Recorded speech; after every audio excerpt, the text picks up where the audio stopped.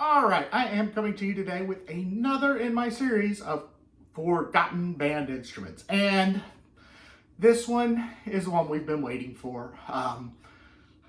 What's the definition of a band nerd? That's right, somebody who owns their own alto clarinet.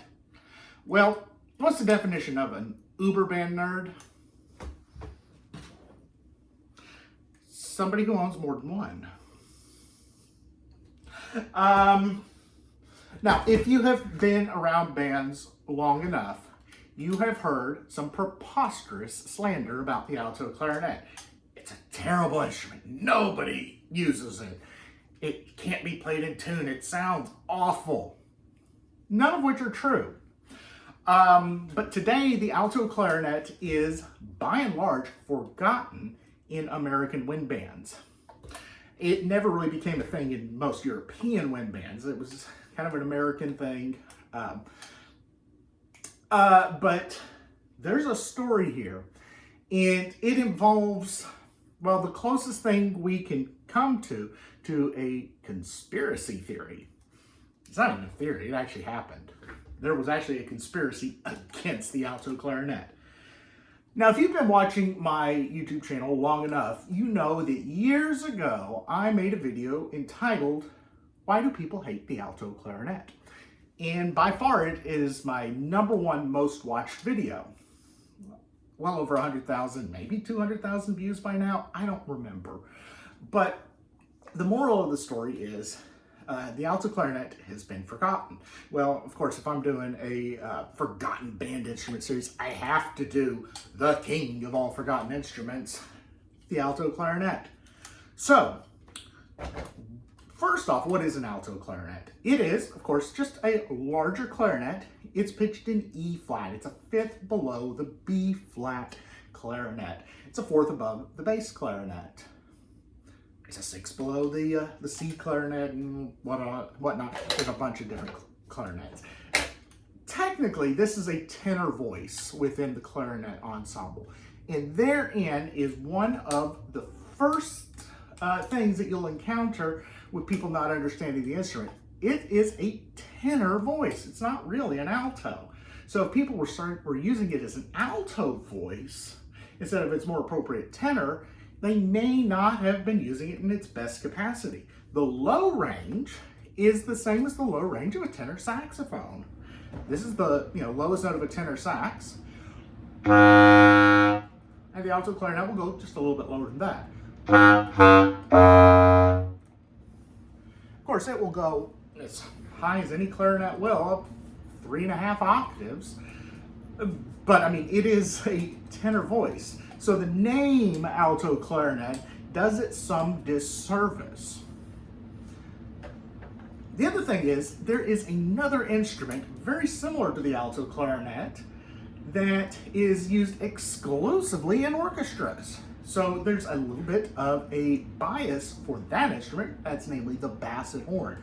It's in F, a little bit more friendly key transposition-wise, but with it being an orchestra instrument, or orchestral instrument, I should use the adjective form of that word, it has a strong bias for professional clarinet players. Oh, the basset horn, that's the proper instrument. The alto clarinet, that's trash. You know what the difference is? A whole step. E flat and F. Basset horns have a low C. Alto clarinets don't. That's it. There's some bore differences. Sometimes there's some bore differences. I did a whole video comparing the alto clarinet and the basset horn, and with the instruments by the same manufacturer in my hands, I could not tell a tonal difference between the two instruments. Intonation-wise, yeah, there was actually a clear winner intonation-wise, and it was the alto clarinet. It was more in tune. But let's get to that conspiracy theory. Not a theory if it's actually right. In the 1940s, starting in the 40s into the 50s, there was, and still is, a magazine called The Instrumentalist. It is primarily geared toward music educators, particularly those in the band world. And the instrumentalists started running a series of articles headed up by the famous band director, Edwin Franco Goldman. They were entitled, "Should We Get Rid of the Alto Clarinet?" Yeah, literally they were having articles written and they were having open debates published. This was like an early form of an internet forum. They would just publish a little snippet of an article every issue. Yes, no, yes, no. Should we eliminate it? And it got to the point where they were just rehashing the same argument, issue in, issue out, saying, oh no, we don't need it. It can be completely covered by the B-flat clarinet or the bass clarinet. It's an inner voice. Nobody needs inner voices. The part's covered in the alto sax or the tenor sax. Man, you don't need it. And eventually, that side won. But there was another side. And that side said, wait a minute. This is an integral solo voice. Maybe we aren't thinking about this right. Maybe it would be a better idea to eliminate the third clarinets. B-flat clarinets come in first, second, and thirds typically in bands. Well, what if we just eliminated the third clarinets and just switched them all to altos? Not only now do we have a different range, we have a different solo voice, where we have the same basic number of parts, 2 B-flat clarinets, an alto clarinet, a bass clarinet, boom, done, 4-part harmony. Amazing, it works great for strings. And there was that voice. By the way, that was led by the composer Vincent Persichetti. He's the one that actually suggested that. One of the issues, though, is there's a lot of music that was written that had an alto clarinet part in it. And with the haters winning, band conductors started to just leave the part out. Fine, we're going to listen to Edwin Franco Goldman. We're going to eliminate the alto clarinet. And we're just going to forget that the part exists. We're going to forget that it provides an integral part of the harmony and the texture and sometimes solo voices. We're going to just forget that. And we're just going to ignore these instruments sitting in our storage rooms. And this is what started to happen throughout the 60s, 70s, and 80s. They, band directors just said, we don't need to worry about it. Yeah, the composer wrote a part for it. We're not going to use it. That instrument's old. We haven't repaired it since the FDR administration. It's fine. We don't need it. And so the instrument started deteriorating. They weren't being, taken care of. The parts were getting ignored. And composers were like, well, if you're not going to play the part I wrote, why am I even going to write a part for it at all? And by the middle of the 1980s, composers were like, forget that. I'm not putting an alto clarinet part in this. I'm not going to play it. It's not worth my time. There were some strong composer advocates for the alto clarinet, like Alfred Reed. Alfred Reed had an idea called the balanced clarinet choir. It wasn't just his idea. There were several band directors and composers who were in on this idea where they said, hey, if we're going to do the clarinets kind of like the string section of an orchestra, then maybe we should balance them like an orchestra and have a larger section of altos and basses and contrabasses instead of just one, because one is kind of pointless against like 24 B flats. Maybe that would work, and it does work, but nobody did it. And so, because they didn't follow their own advice, like, man, whatever, this instrument doesn't do anything. Yeah. However, it is a beautiful instrument. It's always been a beautiful instrument from its inception, as the basset horn, because that's all this is just a basset horn pitched in E flat instead of F, and it doesn't have the low C. It doesn't have a couple notes. But I mean, fundamentally, it's the same instrument. This was Mozart's favorite instrument. He loved the basset horn. And so did Mendelssohn and Richard Strauss. And you would see it throughout the 19th century in wind bands. Hector Berlioz called the alto clarinet a beautiful voice. But people forgot that it is there for a thing of beauty. It's not just there to be a harmony filler and a seat holder for your least talented B-flat clarinet player. So the instrument got forgotten because people just didn't know what to do with it, but they did know what to do with it, and they just ignored the advice. It's actually really kind of a sad story.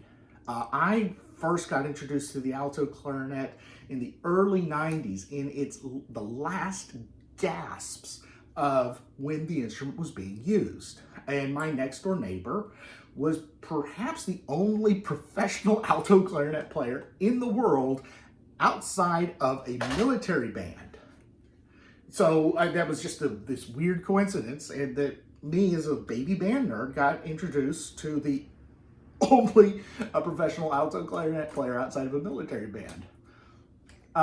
So I kind of fell in love with the instrument there, and then I started taking a real close look at it and said, wait, you mean all these things that band directors have been saying for years and years and years are wrong?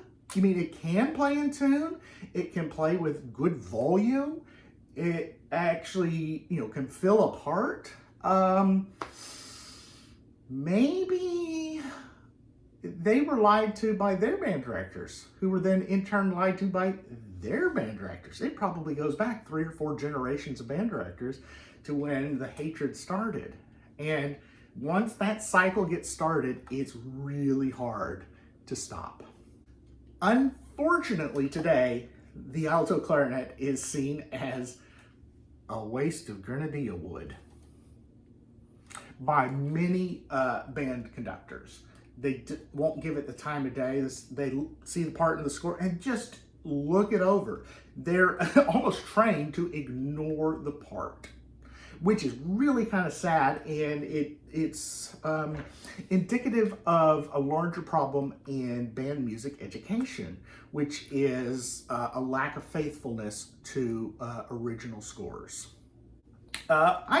I think I'd like to go ahead and play some on here. I do play quite a bit on alto clarinet. And let's see, the last time I played alto clarinet was, of course, the most famous piece that you can play alto clarinet on, and that's Lincolnshire Posy, which of course I just played on the bass sax, but who cares, because everybody loves Lincolnshire Posy. I really hate the lighting in here. Just maybe I need to get like a front-facing light to blind me.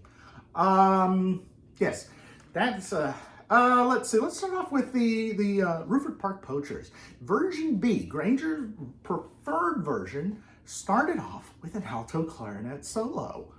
Alto clarinet and piccolo in like triple octaves.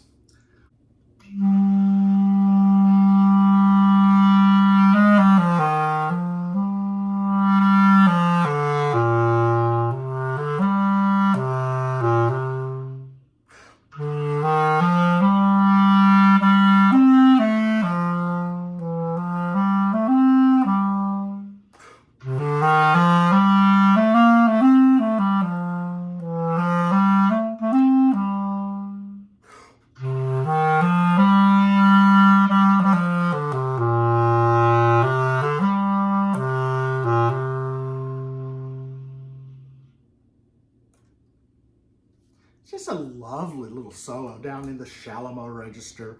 You can't really do that on any of the other sizes of clarinet. It's going to put the bass in an awkward register where it's all in the throat tones and the lower clarino, and the B-flat clarinet won't go low enough to cover it. Let's play one other solo. There's another solo in the middle of movement 6, The Lost Lady Found. And this is another one. Again, Granger loved this pairing. It's in triple octaves with the piccolo. And that's it. That's the only 2 instruments playing the melody.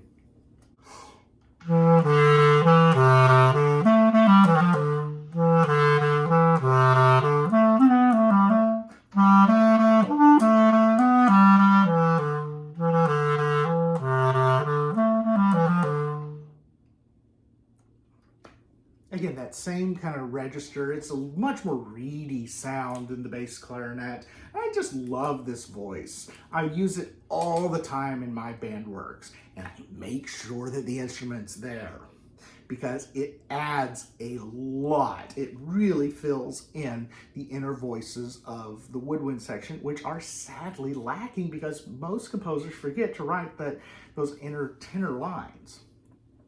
But anyway, I've rambled on long enough about the alto clarinet, or alto clarinets. By the way, these are two slightly different instruments. If you'd like me to do a video comparing the Noble alto and the LeBlanc alto, the student version and the professional version, let me know. I'd like to make that video.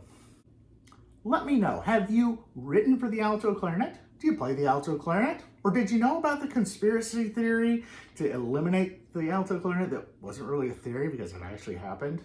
Let me know down in the comments. And until next time, let's keep exploring some forgotten band instruments.